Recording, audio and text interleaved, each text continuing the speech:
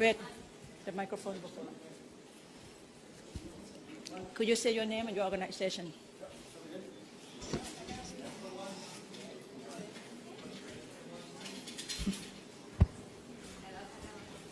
Is it okay? Closer. Hello, nice to meet you. I'm from Hong Kong TV News Channel. I'm Cecilia Kwok Wing Si. Nice to meet you, Aung San Suu Kyi.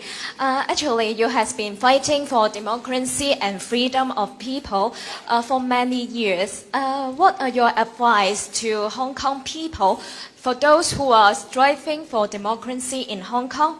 And secondly, do you think that Hong Kong people are losing their freedom and democracy under the one country, two system policy? Thank you.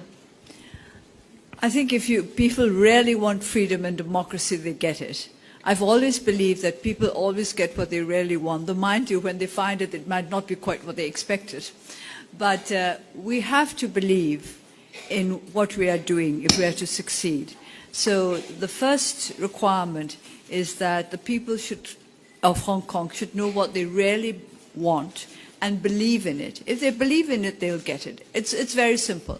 But of course, that means a lot of hard work. Hello, I'm Amrita Chima, Deutsche Welle Television from Germany. Great to see you looking so well after 1 year coming out of your isolation. My question is, you said that you want to stand for president in the next elections, but the constitution needs to be amended. What steps are required to amend the constitution? How hopeful are you that it will be done? Well, I'm told that this is the most difficult constitution in the world to amend. First of all, it has to be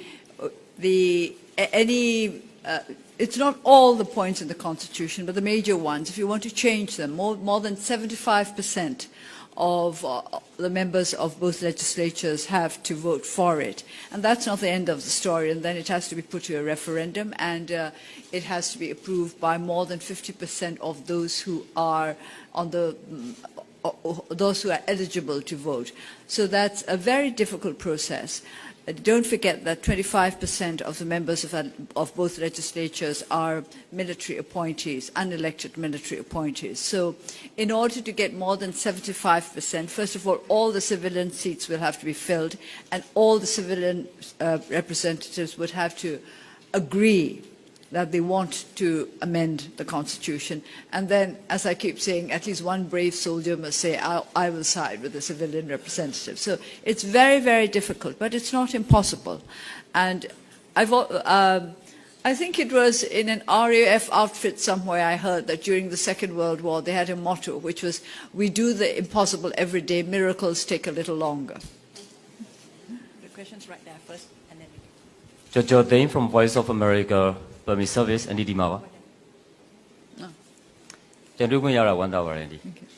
Last year in Bangkok at 2012 World Economic Forum, you talked about youth unemployment in Burma. You said that it was like a time bomb. And your main message was, I believe, to the foreign investors coming to Burma was to create jobs. What is your main message to the foreign investors this year in this place? Thank you. It's the same thing, because this issue has not been addressed adequately. Everywhere where I go in this country, there are 6 requirements that people keep repeating to me. It's amazing how it's the same everywhere. I get the same message everywhere. When I go to the villages, whether it's in the south of Burma or north, south, east, west, I always try to ask them. I try to speak to as many of the people in the towns and villages as possible, and I ask them what they need most. And always the answer is, first of all, jobs. They want work. They don't want handouts. They want the dignity of being able to work for their own living, to earn their own living. Number 1 is jobs. Number 2, water. Number 3, roads. Number 4, electricity. Number 5, education. Number 6, health.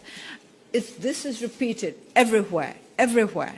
And so jobs are a priority, and especially jobs for our youth.